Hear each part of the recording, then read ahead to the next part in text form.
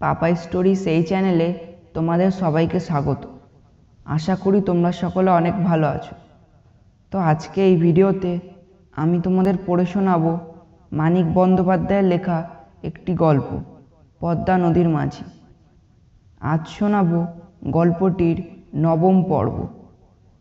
শুরু করছি পদ্মা নদীর মাঝি।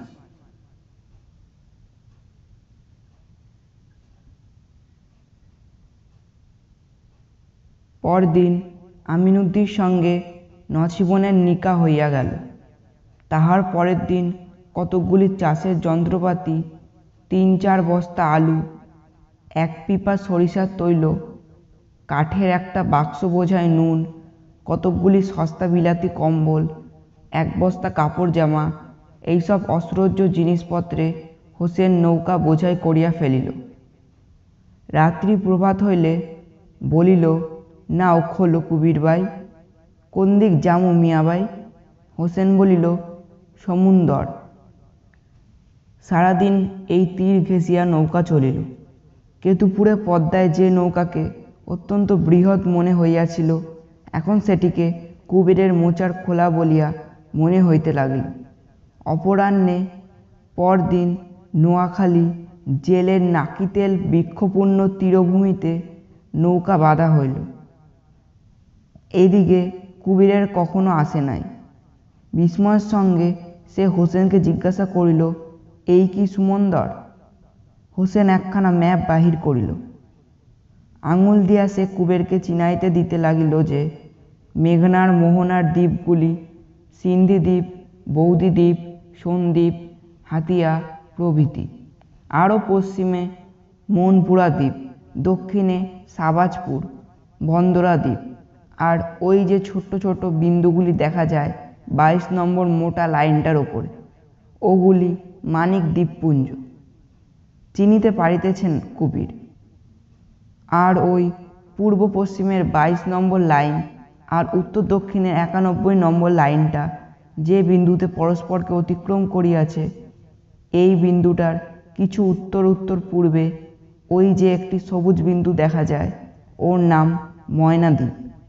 আর ঘণ্টা 10 নৌকা বাহির, তাহারা নৌকা খালি তীরভূমিকে পিছনে ফেলিবে। তারপর হাতিয়া ডাহিনে রাখিয়া ধনমানিক দ্বীপ ছুঁইয়া ধনমানিক দ্বীপ আর বাবনাবাদ দ্বীপের যোগরেখার সঙ্গে 42 ডিগ্রি কোণ করিয়া পূর্ব দক্ষিণে নৌকা বাহিয়া একদিনে ময়নাদ্বীপ পৌঁছানো যাইবে। কুবের ভালো বুঝিতে পারে। হাঁ করিয়া নকশার রেখা ও লেখাগুলির দিকে চাহিয়া থাকে। কে জানে ওর মধ্যে ডাঙা ও জলের পার্থক্য কি কৌশল আঁকা আছে, সে তো কোনো প্রভেদ বুঝিতে পারে না। হোসেন মিয়া যে কত বড় দক্ষ নাবিক, দিকচিহ্নহীন সমুদ্রের বুকে তাহার নৌকা পরিচালনা দেখিয়াই তাহা বোঝা গেল। সামনে একটা কম্পাস রাখিয়া সে হাল ধরিয়া বসিল। নৌকার 6 জন মাঝি টানিতে লাগিল দাঁড়। সারাদিন পরে রক্তিম সূর্য সমুদ্রের জলে ডুবিয়া গেল। পূর্বে বহুদূরে কালো বিন্দুর মতো একটি দ্বীপ ছাড়া সূর্য শুধু দেখাইয়া গেল, আকাশ ও জলরাশি। রাত্রেও দাঁড় টানার বিরাম হইল না। পালা করিয়া দুজন মাঝিকে 2 ঘণ্টা করিয়া ঘুমানোর অবসর দিয়া 4 জনকে হোসেন সবসময় বসাইয়া রাখিল দাঁড়ে। নিজে 1 মিনিটের জন্য চোখ বুঝিল না। নৌকার সকলে হয়রান হইয়া গেল। কুবেরের মনে হইতে লাগিল, নৌকা বাহিয়া জীবনে সে আর কোনোদিন এত শ্রান্ত হইয়া পড়ে নাই। সকালবেলা দেখা গেল চারিদিক নিবিড় কুয়াশায় ঢাকিয়া গিয়াছে। হোসেন বলিল, বইটা থৌ কুবির, নোঙর ফেলো।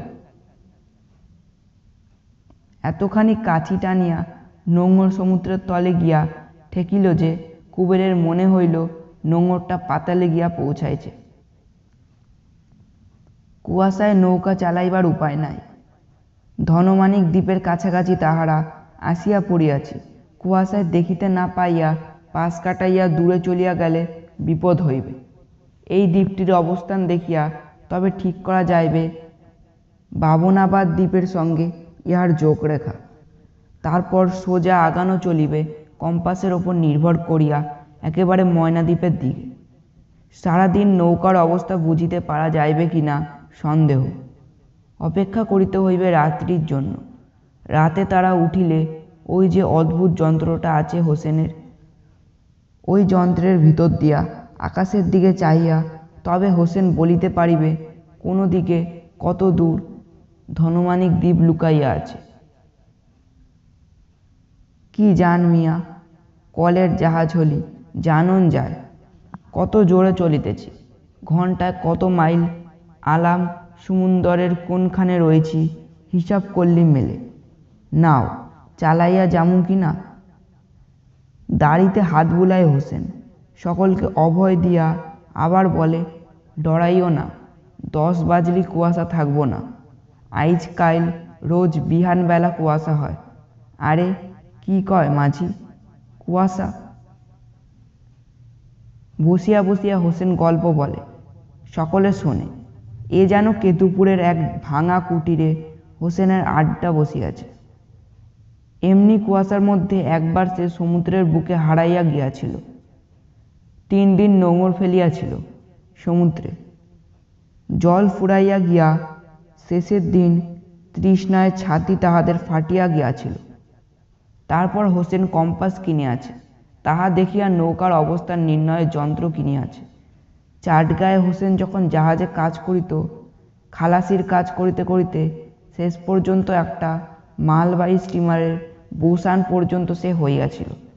সেই সময় এক সাহেব কাপ্তানের কাছে এসব যন্ত্রের ব্যবহার শিখিয়াছে। বড় বড় জাহাজ চালাইয়া হোসেন পৃথিবী ঘুরিয়া আসিতে পারে। পৃথিবী সে কি ঘুরিয়া আসে নাই? হ্যাঁ, সে কাহিনী বলিবার মতো বটে। 20 বছর বয়সে হোসেন বাড়ি ছাড়িয়া পালাইয়া আসিছিল। তারপর অর্ধেক জীবন তো সে দেশে বিদেশে ঘুরিয়াই কাটাইয়াছে, নদীর বুকে ও সমুদ্রে। অনেক বেলায় আস্তে আস্তে কুয়াশা মিলাইয়া গেল, নোঙর তোলা হইল। 2 ঘন্টা পরে দূরে দেখা গেল ধনমানিক দ্বীপ। কম্পাসটা সামনে রাখিয়া হোসেন হাল ধরিয়া বসিল। পরদিন ভোরবেলা তাহারা ময়নাদ্বীপে পৌঁছাইয়া নোঙর ফেলিল। এই ময়নাদ্বীপ 5-6 বৎসর ধরিয়া যে রহস্য নিকেতনের কথা শুনিয়া আসিয়াছে। কুবের যেন একটিমাত্র দৃষ্টিপাতে সমস্ত দ্বীপটিকে দেখিয়া ফেলিতে চায়। দ্বীপের খানিকটা ডিম্বাকৃতি, খানিকটা ত্রিকোণ। দ্বীপের দীর্ঘতম পরিসর প্রায় 11 মাইল। হোসেন নিজে মাপিয়া দেখিয়াছে। দ্বীপের যেখানে নৌকা ভিড়িয়া ছিল সেই দিকের খানিকটা অংশ পরিষ্কার করিয়া বসতি স্থাপিত হইয়াছে, চাষ হইতেছে। বাকি অংশ জঙ্গলে ঢাকা।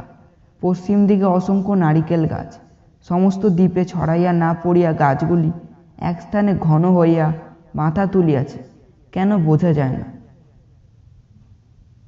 জমি অত্যন্ত নিচু, এত নিচু যে আশঙ্কা হয় যেদিন খুশি হইবে সেই দিনে সমস্ত দ্বীপটিতে সমুদ্র গ্রাস করিয়া ফেলি।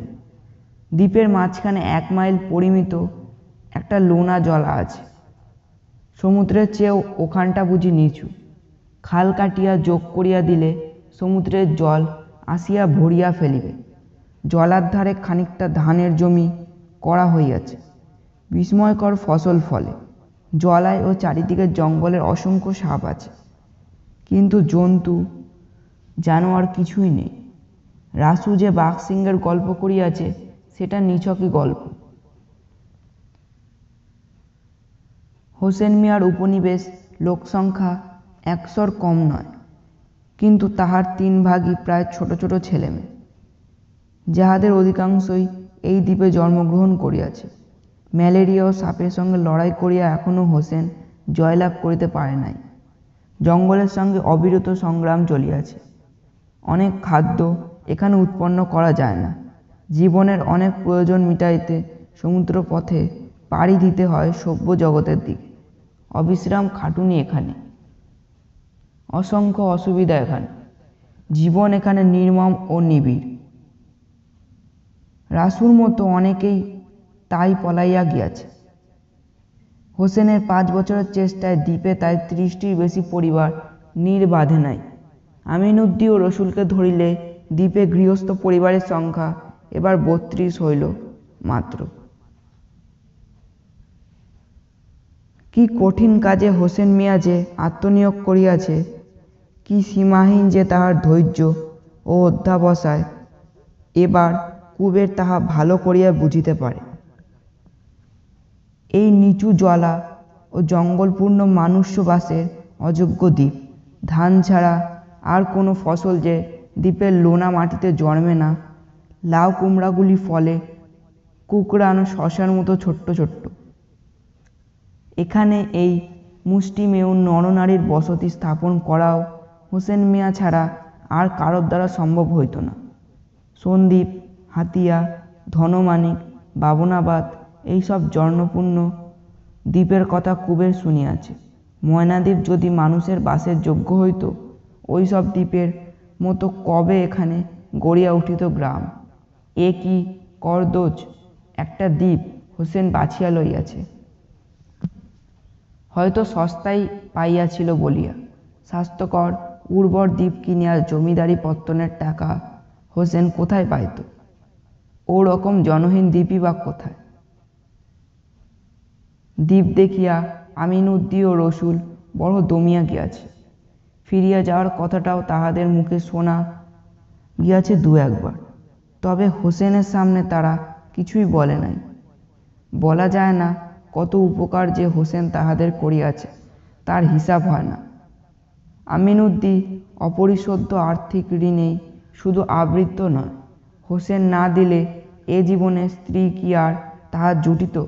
নছিবনের মতো স্ত্রী। রসুলকে জেলের দুনিয়া হইতে ছিনিয়া নিয়ে আসিয়া হোসেন দেশে ফিরিলে জেলেরই হয়তো তাহাকে ঢুকিতে হইবে। প্রতিদানে হোসেন আর কিছুই তাহাদের কাছে চায় না, তাহারা শুধু এখানে বাস করুক, স্বপ্ন সফল হোক হোসেনের। ইতিমধ্যে তাহাদের জন্য ঘর উঠিতে আরম্ভ হইয়াছে। দয়া করিয়া ওই ঘরে তাহারা নির্বাদিলে কৃতার্থ হইয়া যাইবে হোসেন। জঙ্গল কাটিয়া যত জমি তাহারা চাষের উপযোগী করিতে পারিবে, সব তাহাদের সম্পত্তি। খাজনা বা চাষের ফসল কিছুই হোসেন দাবি করিবে না। নিজেদের জীবিকা তাহারা যতদিন নিজেরাই অর্জন করিতে পারিবে না, জীবিকা পর্যন্ত যোগাইবে হোসেন।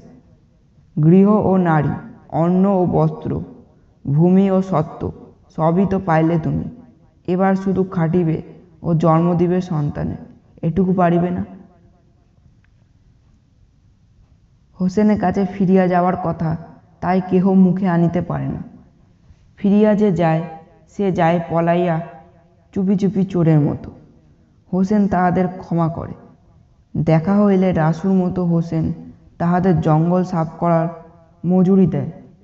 জোর জবরদস্তি হোসেনের নাই। অন্যায় সে কারোর প্রতি করে না, শুধু তাহাকেই হোসেন শাস্তি দেয় ভীষণ ও মর্মান্তিক। যাহারা শত্রুতা করে হোসেনের, অকারণে ক্ষতি করিতে চায়, বিঘ্ন জন্মায় হোসেনের স্বপ্ন সফল হইবার পথে। কদিন কুবের দ্বীপ দেখিয়া ও দ্বীপের মানুষগুলির সঙ্গে ভাব করিয়া কাটাইয়া দিল। ক্ষেতের ধান সব কাটা হইয়া গিয়াছে, কিছু সরিষা বুট ও মটর লাগানো হইয়াছে। মূলা, পালং, কপি প্রভৃত শাকসবজি গত বছর বাঁচিয়া থাকিতে চাহে নাই। এবছর কয়েক বিঘা জমিতে নতুন এক প্রকার সার দিয়া পরীক্ষার জন্য কিছু কিছু চাষ হইয়াছে। কি হইবে বলা যায় না। আরও ভিতরের দিকে দ্বীপের মাটি রবি শস্যের উপযোগী কিনা দেখিবার জন্য জঙ্গলের মধ্যে এখনই অল্প একটু স্থান পরিষ্কার করা হইতেছে। সকালবেলা দা কুড়াল লইয়া একদল লোক জঙ্গলের মধ্যে মাইলখানেক হাঁটিয়া যায়। নির্বাচিত স্থানটিতে গাছপালা ঝোপঝাড় কাটিয়া সাফ করে, শাবল দিয়া খুঁড়িয়া গাছের শিকড় তুলিয়া ফেলে। তারপর সারাদিন মশা ও পোকার কামড়ে শরীর ফুলাইয়া সন্ধ্যার সময় ফিরিয়া আসে। কুবের একদিন দেখিতে গিয়া শিহরিয়া ফিরিয়া আসিল। এই দ্বীপটির সৃষ্টির দিন হইতে যে বনভূমি কুমারী তাহার বুকের এক খাবলা মাংস যেন সকলকে ছিনাইয়া লইয়াছে। চারিপাশে নিবিড় বনের মাঝখানে পরিষ্কৃত স্থানটুকু এমনই বীভৎস দেখায়। কয়েকদিন আগে কি একটা গোলমাল হইয়াছিল দ্বীপে। হোসেন উপস্থিত না থাকিলে অনেকে একত্র হইয়া জটলা করে। ভাষা ভাষা দুটো একটা কথা কানে আসে কুবেরের। বিপিন নামে 60 বছরে এক বৃদ্ধ হোসেন এখানে মোড়ল করিয়াছে। তাহাকে ঘিরিয়াই জটলাটা জমাট বাঁধে বেশি। কুবেরের কাছে গেলেই কিন্তু সকলে চুপ করিয়া যায়। তারপর একদিন সন্ধ্যার সময় কাজকর্ম শেষ করিয়া সকলে যখন ঘরে ফিরিয়াছে, নিজের স্বতন্ত্র কুটিরের দাওয়ায় বসিয়া হোসেন প্রসন্ন মুখে টানিতেছে তামাক। বিপিন কথাটা ফাঁস করিল, বলিল, নালিশ আছে একটা। নালিশ? হোসেনের মুখ গম্ভীর হইয়া গেল। বিপিন ধীরে ধীরে ব্যাপারটা খুলিয়া বলিল, নারী সংক্রান্ত লজ্জাকর ঘটনা।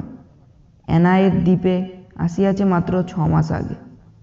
ইতিমধ্যেই সে সকলকে বড় জ্বালাতন করিয়া তুলিয়াছে। প্রথম প্রথম এর সঙ্গে ওর সঙ্গে প্রায় তাহার কলহ বাধিত। একদিন নিরীহ দুর্বল গগন ঘোষকে মারিয়া সে জখম করিয়া দেয়। সকলকে মিলিয়া তখন খুব শাসন করিয়া দেয় এনায়েতকে। তারপর হয়তো সে বেশ শান্তশিষ্ট হইয়াই থাকে। ব্যাপারটা তাই হোসেনকে জানানো হয় নাই। কিন্তু কয়দিন আগে সে এক ভয়ানক অপরাধ করিয়া বসিয়াছে। বসির মিয়ার বউটি ছেলে মানুষ। কিছুদিন হইতে এনায়েত তাহাকে নাকি বিরক্ত করিতেছিল। ভয়ে বউটি কাহাকেও কিছু বলে নাই।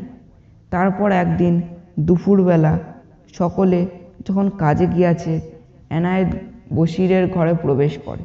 বসিরের স্ত্রী চেঁচামেচি শুনিয়া পাশের কুটিরের আকবরের স্ত্রী গিয়া পড়ায় বেচারা সেদিন ভালোই ভালোই রক্ষা পাইয়াছে।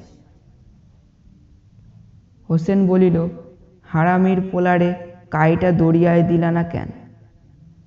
বিপিন স্বীকার করিল, অতটা তাহারা করিতে পারে নাই, তবে মারধর করা হইয়াছে যথেষ্ট। খানিকক্ষণ চুপ করিয়া থাকিয়া সকলকে হোসেন ডাকিয়া আনিতে বলিল। এনায়েতও যেন আসে। অল্পক্ষণের মধ্যে সকলে আসিয়া জুটিল। মেয়েরাও কেহ কেউ আসিল, তফাতে দাঁড়াইয়া রহিল কৌতূহলের সঙ্গে। বিচার হইবে এনায়েতে। কে জানে তাহাকে শুলেই দিবে না সাগরে ডুবাইয়া মারিবে হোসেন। এনায়েতের বয়স বেশি নয়, বলিষ্ঠ যুবক সে। ময়নাদ্বীপে এমন আর একটা মানুষও নাই। তেজের সঙ্গে সে আসিয়া হোসেনের সামনে বসিল, নির্ভয় নিশ্চিন্ত। হোসেন একে একে দুটো একটা কথা জিজ্ঞাসা করিল। রুষ্ট চোখে এনায়েতের দিকে চাইতে লাগিল। বারবার বলিতে লাগিল, কি আফসোস, কি আফসোস। তারপর সে কৈফিয়ত তলব করিল এনায়েতে। এনায়েত বলিল, জবরদস্তি করি নাই মিয়া। হোসেন বলিল, না, করলা জবরদস্তি। বসিরের ঘরের মধ্যে যাবা কেন তুমি? কবিলারে নজর দিবা কেন? আমারে দেইখা একরোজ সাই হাসিল। আরে বলদা তুমি, বাই বইল্লা হাসিল। দেশগাঁও ছাইরা দ্বীপের মধ্যে আইসা রইছ, বাই বহন না মাইয়া মোড়ো তেনে। ভালো কাম করো নাই মিয়া। 3 রোজ বাইন্দা থুমু তোমারে। থানা পিনা মিলব না। তখন হোসেন মিয়ার হুকুমে সকলের মিলিয়া তাহাকে দাওয়ায় খুঁটিরের সঙ্গে বাঁধিয়া দিল। আলগা করিয়া বাঁধিল। হোসেন মিয়ার হুকুমের চেয়ে দড়ির বাঁধন তো এ দ্বীপে জোড়ালো না। বাঁধন খুলিয়া পালানোর সাহস এনায়েতের হইবে না। কোথায় পালাইবে? হোসেনের ঘরের কাছেই একখানা ঘরে কুবের ও তাহার সঙ্গীতে থাকিতে দেওয়া হইয়াছিল। সেদিন অনেক রাত্রে বাহিরে গিয়া জ্যোৎস্নালোকে কুবের দেখিতে পাইল হোসেনের ঘরের দাওয়ায় বন্দী এনায়েতের থালায় ভাত খাইতেছে। কাছে বসিয়া আছে একটি রমণী। চুপি চুপি কুবের ঘুরিয়া হোসেনের ঘরের পিছনের দিকে গেল। জানালা দিয়া আস্তে আস্তে তাহাকে ডাকিয়া তুলিল। খবর শুনিয়া হোসেন হাই তুলিয়া বলিল, হ, ঘুমাও গা কুবির। আর শোনো ভাই, কি কি দেখলা কি শুনলা আধার রাতে মনে মনে থুইও, কইয়া কাম নাই। বলিল। হোসেন পাশ ফিরিয়া শুইল।